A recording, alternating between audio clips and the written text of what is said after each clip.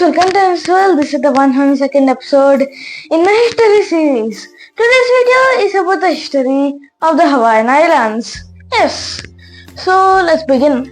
Last week we discussed about the history of Alaska as we started a new series where we will talk about the histories of regions from the west to the east. Yes, so last week it was Alaska. It is very west, but now it is the islands of Hawaii. Yes, so let's begin. So the Hawaii Islands are a bit more eastern than Alaska.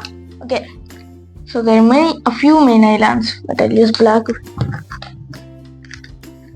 Okay, so main island known as Hawaii. Next, a few different islands, Maui. And this Hawaii Island trail goes on for very long. Yes. So a few million years ago, around 45 million years ago, these Hawaiian Islands emerged from volcanic rifts, volcanoes, making these islands. Yes.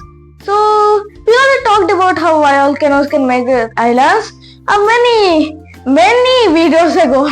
Yes. So yeah. So these Hawaiian Islands were made at this time. But in about the 940s to 1200 ADs, many Polynesian people arrived. I'll use another color. So the Polynesians were seafaring people who will just travel across the Polynesian Islands, the Pacific Ocean, everywhere. So eventually they discovered the Hawaiian Islands. Yes. So they slowly but surely created small buildings, small kingdoms, small settlements. But for a few centuries, it would just be the same, many different separate kingdoms, until the 18th century would begin in approximately 1790. Yes. So King Kamehameha the First would unify the whole of Hawaii for the first time. Yes. So, but before that, 12 years ago in 1778, James Cook, the British explorer James Cook, would arrive in Hawaii, and along with him, many other immigrants would arrive, such as the Americans and even the Japanese, Chinese, and Filipinos to work in the fields. Yes, there are a lot of sugar fields and pineapple fields which are being grown in Hawaii. Yes. So this would be great for many years. The country would be prospering and it would act as a trade network. Yes. So it would be doing trading with the USA, Japan, everywhere. So yeah. So okay. Now let's just jump in time forward into 1888. There would be a mass rebellion. So at that point of time, the king was King David Kaulana. Yes, I think I don't know if I pronounce his name right, but yeah. So I'll represent him with this David. Yeah. So the whole rebellion would be against him. Yes. So distant cousin of the king who was an Italian veteran in the army, would come back to Hawaii to form a rebellion to overthrow the king, to put his little sister in charge. Yes. So Lily of Kalama. Yes. Something like wrong goes. I don't know if I'm pronouncing these names wrong or right, because these names are pretty hard to pronounce. Yeah. So but the rebellion eventually failed and his distant cousin would be put into jail. Yes. But everything would boil up to 1898, the year where the USA would annex Hawaii. Yes. So now there's the Queen Liliuokalani. Yeah, around the Liliuokalani. Yeah, okay. So this queen, so under here in Hawaii, there are many different ethnicities, and the nation itself supported these many different ethnicities. Okay? Yeah.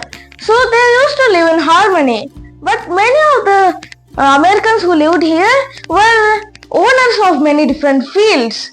Yes, they made many companies. They also had a trade network. All the commerce in the Hawaii was controlled by the Americans, not the Hawaiians. Yes.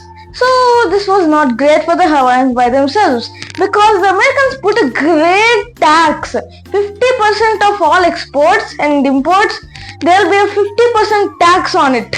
Yes. So that's not good for the economy. Many people will lose money, a lot of money, many tradesmen especially. Yes.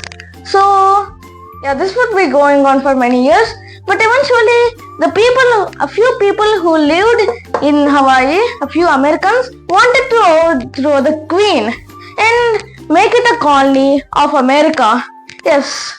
So they did it with the help from the US Navy as well.